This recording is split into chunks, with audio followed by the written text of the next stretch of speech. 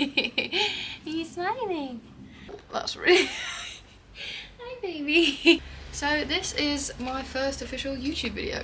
My fiance keeps on saying to me that I really like the sound of my own voice, so I thought I would actually start doing YouTube long haul content, and I will probably have to move this because this seemed like a really good idea when I first sat here because it's really lovely. However, I'm getting very warm and it's quite bright.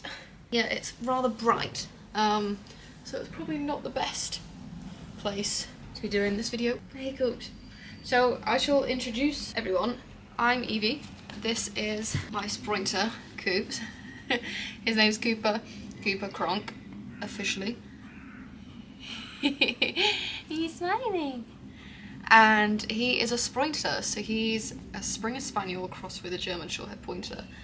And he's 2.5, and he's my absolute love. And then Margot is the one who was there at the beginning. She is a Sprecher. She has just turned 1 on the 31st of March. She's a Springer Spaniel crossed with a Vizsla. Hi.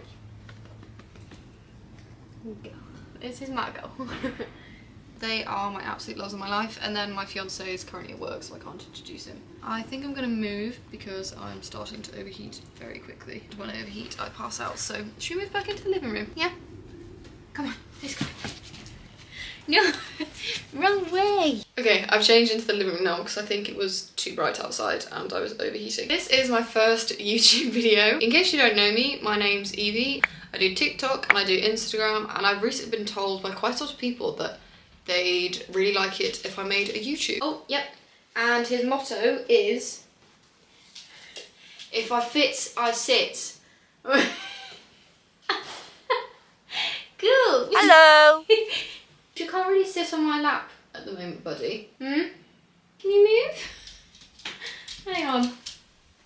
So I thought I would introduce myself. My name is Evie and I'm 28 years old. I'm a sport and exercise therapist and a master of sports nutrition.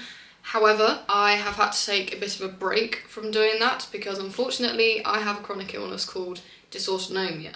I do fitness content creation because unfortunately I've been too sick to do sports therapy because I started passing out on clients, which isn't really what you want. With my chronic illness, dysautonomia, I educate people around it, I explain what it is, give tips and advice. So I thought for my first official long haul YouTube video, I would do a Q&A, answer my most asked questions. This is a mixture of dysautonomia questions. I will say the majority of them are dysautonomia questions. I did a question box on my Instagram story and then I have a few DMs as well, so I'm going to be reading off of that and answering the questions as I go along. I've also been up since 4 AM this morning and I am so tired. It is currently 14:55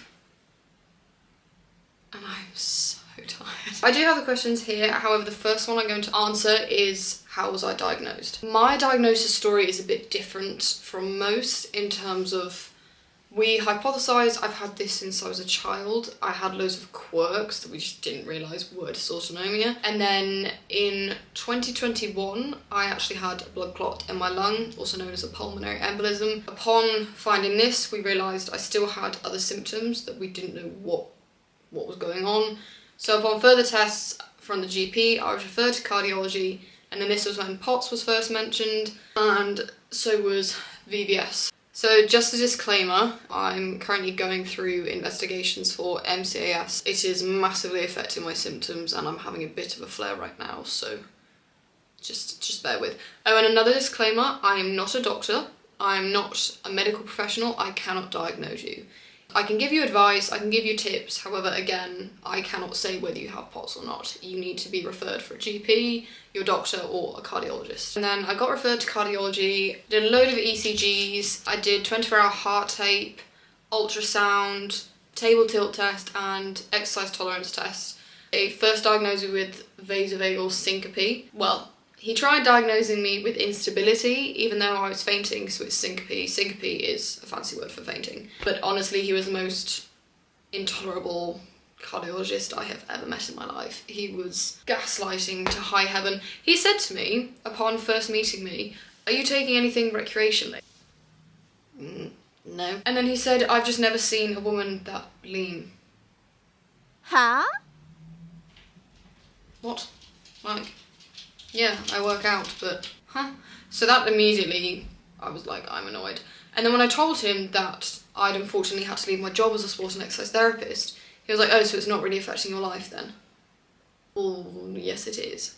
In the table tilt test, he said that my heart rate didn't go over 140 beats per minute, which postural orthostatic tachycardia syndrome is basically an increase in heart rate of 30 beats per minute upon a change of posture. So this can be from lying to sitting, sitting to standing, and it can be sustained or within a minute. Mine does that, but for some reason he had in his head, it doesn't raise over 140, so it's not POTS. That's not what POTS is. So he refused to diagnose with POTS, so I had to get a second opinion, which was really infuriating.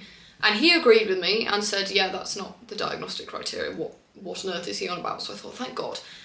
But then he said, oh, because you have low blood pressure, it's likely not POTS. Anyone who knows POTS knows low blood pressure is a symptom, and quite often VVS and POTS go in hand in hand. Again, my heart rate is increasing by 30 beats per minute. I had a second table tilt test, just an awful experience. I'll do another video explaining what they are. Again, he was like, oh, you don't have significant tachycardia, which I had no idea what that was supposed to mean. He didn't elaborate or anything. So I was left again feeling really frustrated because I knew that I had POTS. So it took a third cardiologist, my GP and the neurologist actually, who diagnosed me with essential tremors. I get really bad jaw tremors and neck and head tremors. I've always had like hand tremors. So I've been diagnosed with VVS since 2022 and then POTS since 2023, end of. People often ask what symptoms I get, and I basically get every single one. If you Google, or if you look on my Instagram, then I have a list of POTS symptoms. There's one of my highlights. Someone did a really good infographic of symptoms of POTS, and I have basically every single one, but I don't have bradycardia, I don't have high blood pressure, I don't really have the vomiting, I get the really bad nausea. But some of my worst ones are the low blood pressure, but that is also linked to the vasovagal syncope. I have really bad heat intolerance. Just temperature regulation is non-existent for me. I get migraines, headaches, coat hanger pain, tremors, nausea, the fainting, the pre-syncope, which is the bit before you faint but you don't actually faint, muscle weakness, fatigue, dizziness, my brain fog is so bad. Which... Let me just get up the list of things. There we go.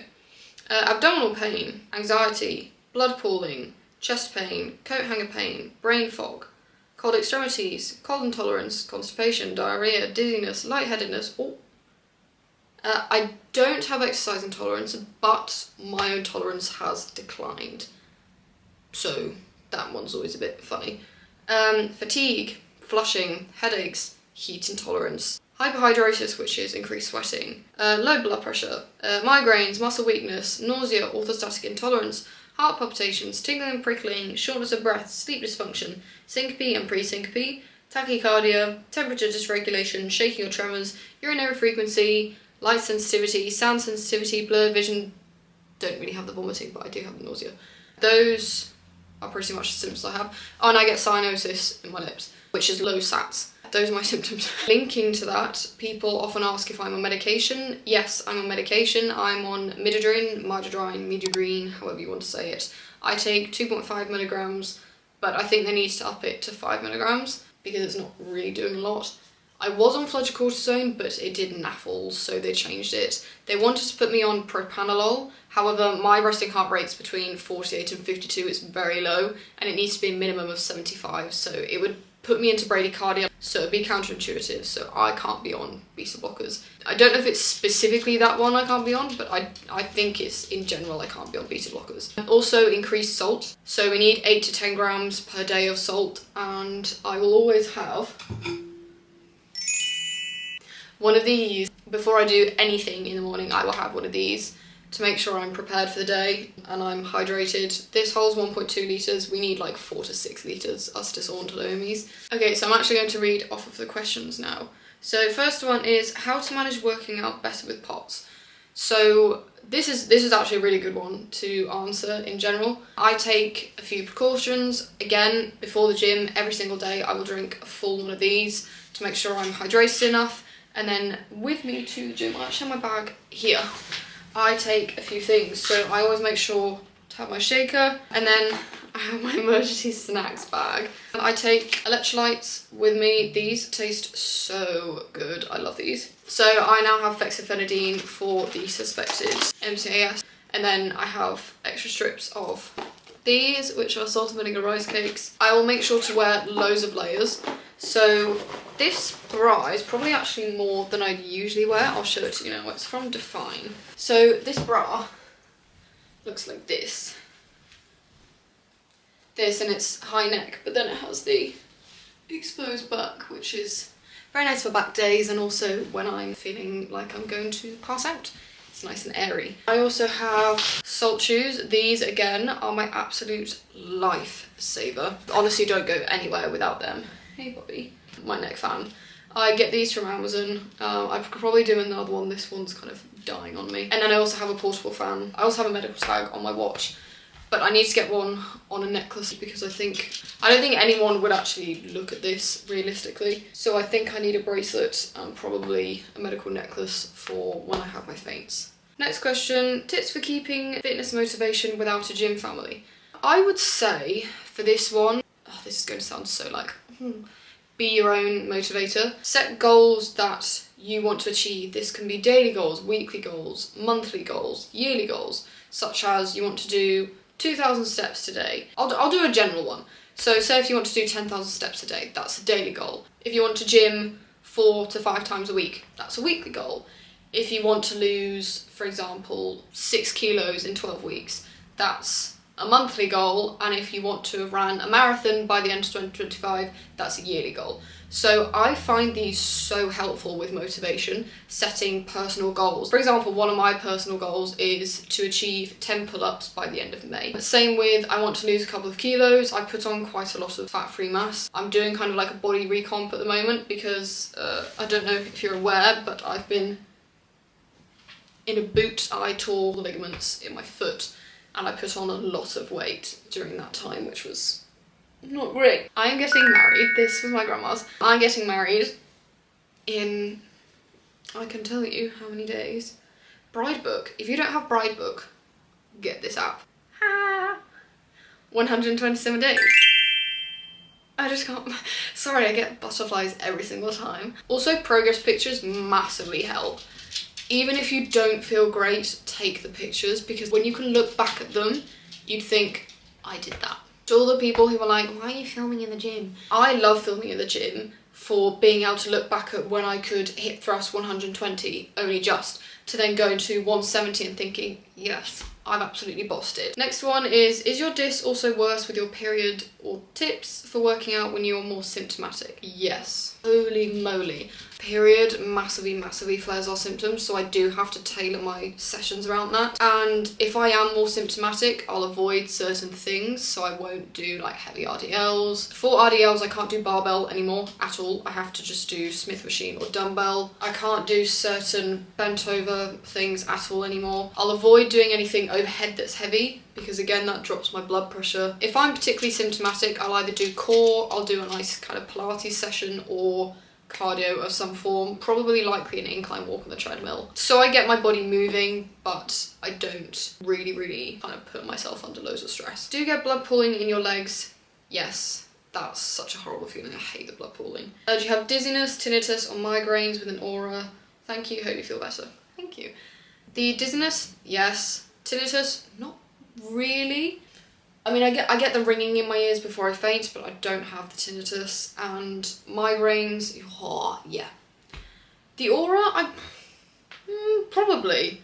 I've never really thought too much about it. Anyone else who suffers with migraines, you'll probably think this exact same thing. When you have them, you kind of dream about what it's like to not have a headache or not be in pain. Is your physique the result of a cycle between a constant cut and bulk, or is it maintenance? Maintenance. I don't ever bulk. I accidentally bolt after this injury. Being completely and brutally honest, and again, this is always something I'm a bit about talking about because obviously I'm a master of sport and exercise nutrition and I do encourage people to go on a bulk. However, I know mentally I couldn't do it. Growing up as a gymnast and a ballerina, it really messed up my body image, and around that I know that I wouldn't be able to do it. This goes for comps as well. So many people have asked if I'm competing, and I know I wouldn't mentally be able to do it. The turmoil that you go through, that you put your body through, I would really struggle. Also, that would probably send me under with my dys. Nope. What advice would you have for someone starting their diagnosis journey? Push. Push. Do not listen to the gaslighting. And I know it's easier said than done. You just want to sit there and cry. But please don't let them tell you that, oh, it's just anxiety, or I think everything's normal, when it's not. You know your body better than anyone else, and trust me, you will eventually find someone who takes you for what you are saying and believes everything you're saying. Just be prepared for it to be long and not fun. How to talk to doctors. Probably links back to the other one. Just tell them everything you're feeling. Do not leave anything out. If you feel silly, don't. If it's affecting you mentally, again, I probably shouldn't say this, but play on that. How you feel like you've lost yourself, or that your life's changed, you're struggling. Allow yourself to feel upset. And I know, again, that will be really difficult for certain people, but I think it does kind of emphasize how serious it is. Where did you get your medical bracelet? What info do you recommend putting on it? So my medical bracelet, and then I have one that's upstairs as well, that's an actual bracelet. That was from Ibiza, I think, the actual bracelet. And then this one was from Etsy. I just typed in medical watch tag, and I have my name, my diagnoses, in case emergency number, and then any allergies. Impact of injury on dys. Dys and neck injury has tested me within an inch of my life. Yeah, this injury had me, was not fun. Massively flared up my symptoms. I was just so tired all the time. And obviously it's only a leg, but you use your legs for everything. So yeah, that was mentally very taxing, as also someone who is incredibly, I would say incredibly fit. That's incredibly fit. But I've always done sports and things growing up. Being injured is never fun. And also being a sport and exercise therapist, knowing full well what you've done is really serious. It's also not fun. I've heard so many opinions. What's the difference between POTS and dys? Might have it too. I've had quite a few of these questions. POTS is a form of dysautonomia. Dysautonomia is the umbrella term. POTS and VVS are two of the types of dysautonomia. So I brought up the umbrella on Google. So dysautonomia again is the overall, and then within that you've got POTS, postural orthostatic tachycardia syndrome, IST, inappropriate sinus tachycardia, NCS, aka NMH, aka VVS, which is what I have. So neurocardiogenic syncope, neurally mediated hypertension and vasovagal syncope, AAG, autoimmune autonomic ganglionopathy, FD, familial dysautonomia, PAF, pure autonomic failure, MSA, multiple system atrophy, I'm so out of breath, OI, orthostatic intolerance, DBHD, dopamine beta hydrolase deficiency. Oh yeah, and EDS and MCAS, Ehlers-Danlos syndrome and mast cell activation syndrome, they're also forms. How high does your heart rate get before you pass out? Oh, okay, I will just say this now, I hate this question. I hate it every single time I get it, because everyone is different, and I don't really think people need to know, because also I think people like to belittle it a bit. I will say now, and this will be the only time I say, so because my resting heart rate is only between 48 and 52, when I do have a faint, it's tachycardia for me.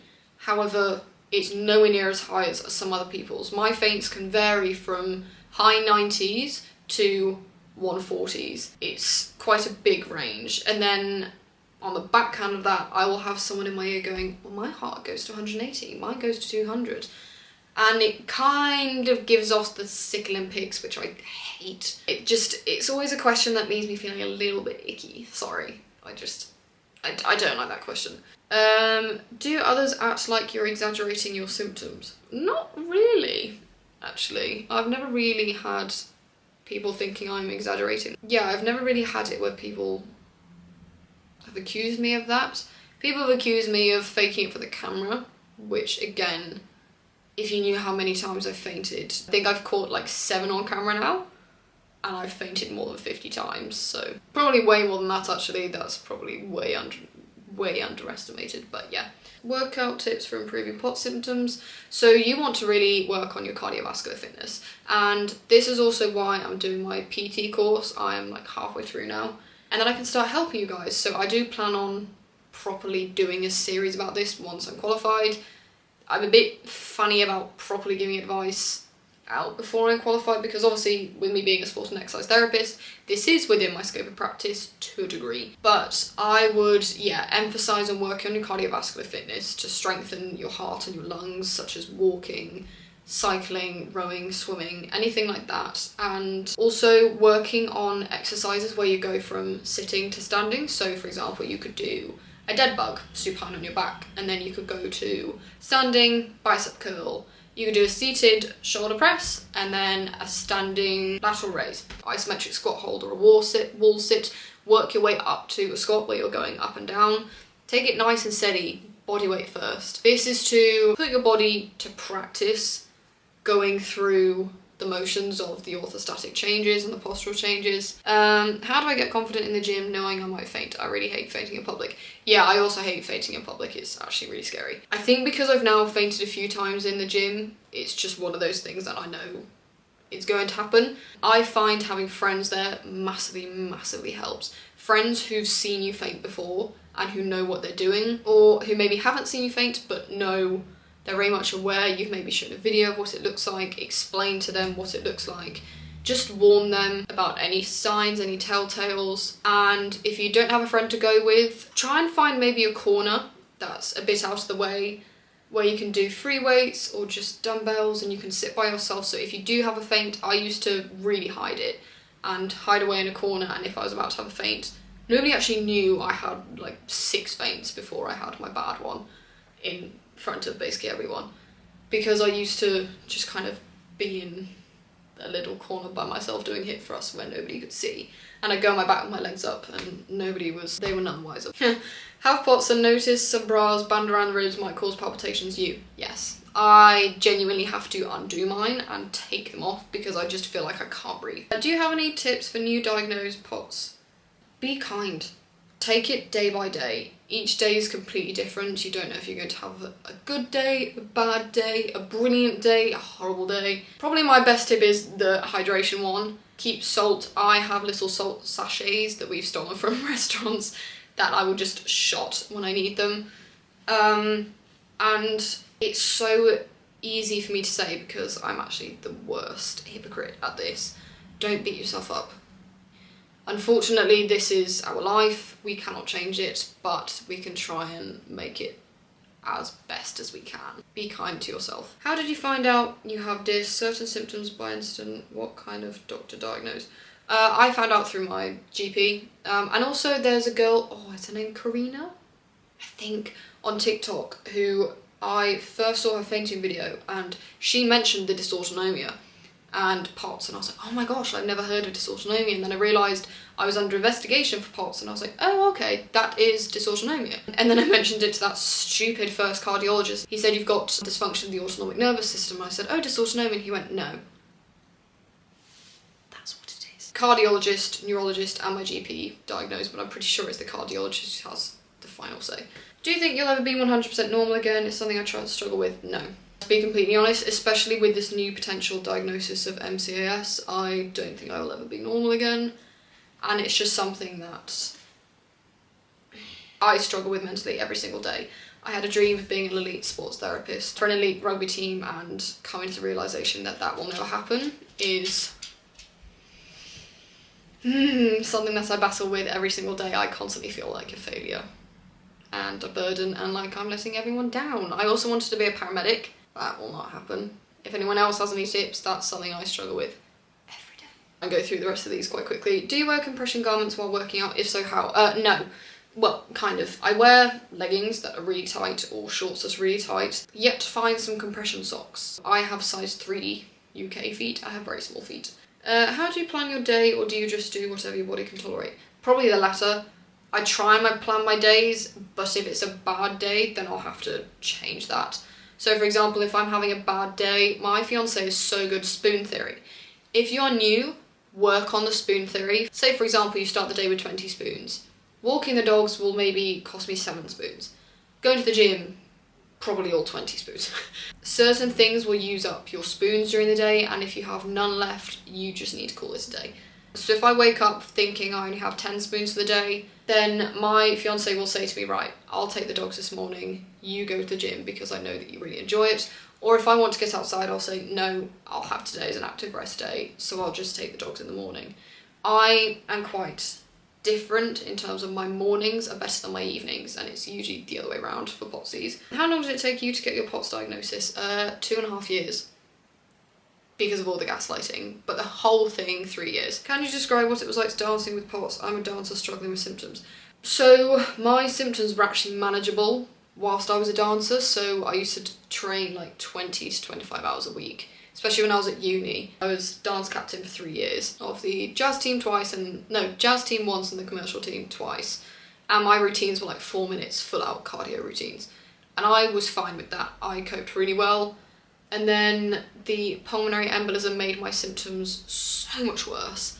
So if I was to say now how I would cope, I would make sure I keep myself cool, wear as many layers as I can, as little clothing as I can for all those men out there who seem to think it's intimidating for us wearing like bikinis in the gym.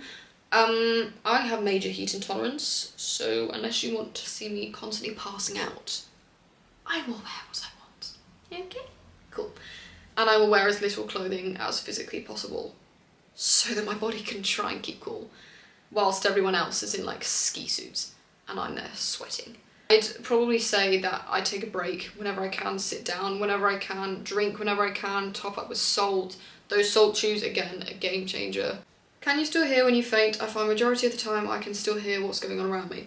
I can still hear in pre-syncope. There's been the odd faint where I'm kind of like half conscious and I'm sort of aware that people are there, and I know there's probably been about less than 10 times I'd say that I've been able to hear, but most times I am fully unconscious.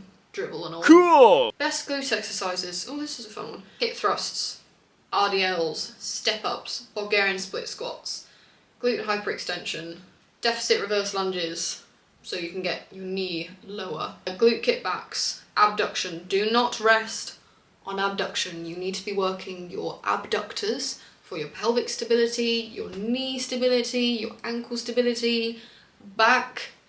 Yeah, don't sleep on those. People say squats. As a POTSie, I can't squat.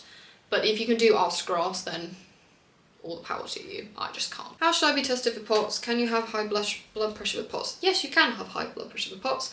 How to be tested? Make an appointment with your GP or doctor.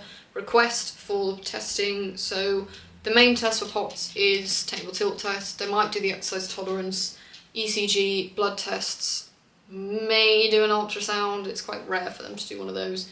24-hour heart tape, that one's important. Could you do a video on how food for POTS and how you can get all our micronutrients, please? Yeah, I could do a separate video on that one. Micronutrients around POTS is extremely important. Especially your B vitamins, very, very important. Your iron, folates, your zinc, your magnesium, vitamin C, vitamin E, vitamin D and calcium, best friends. So for those who didn't know, vitamin D helps with the absorption of calcium. So yeah, going out in the sun, if you can't go out, vitamin D is extremely important. Yeah, I will do a separate video on that one because that's a very good question. Last two, how do you keep forcing yourself to go out of the gym? No, what can happen? I've kind of already answered this one, but I just don't want to be stuck inside. I'm someone who loves exploring, loves going outside.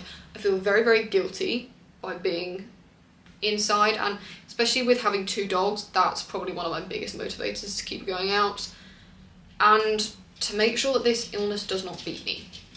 I am not my illness as much as I kind of make it my personality, but I don't want to get more sick. I am very sick. And the last question that I will answer, I've got like 50 more in the DMs, but I might have to do a part 2. How to stay motivated with chronic illness. I struggle to balance exercise and rest. Again, I've kind of just answered that one, but it's a really nice one to end on. How to balance exercise and rest is I'll always take at least 2 rest days a week. Rest days are so important, not just for people who are chronically ill, but for repairing and muscle growth. Those micro tears need to repair in order to grow. and make new muscle. How to keep motivated with a chronic illness. I keep motivated by wanting to be the best version of myself, wanting to not let this illness beat me. I'm very competitive. I come from a very competitive family, and I want to be a mum one day, so I want to be able to play with my children. Again, my job of being a sport and exercise therapist, I have every will to get back to that, and I know I will get back to it. It's just where and when. That's probably one of my biggest motivators. And my fiance. My fiance is a massive, massive motivator for me to keep going, and he will always tell me I'm not a burden, always remind me of how strong I am. Having a supportive partner when you have a chronic illness is such a massively important thing. I think it makes such a big difference. I think that about wraps up this first video, and I hope I've answered the questions that you were asking or you most wanted answered. That was kind of mainly a dysautonomia one, but I will do a general one as well. For those who don't have dysautonomia, I will do a general Q&A all about fitness, injuries, exercise form, exercise tips, things like that, and or maybe social media if you have any questions about that. And yeah, if you like this video, give it a like and a subscribe. That feels so weird to say. And I will see you in the next one. Bye.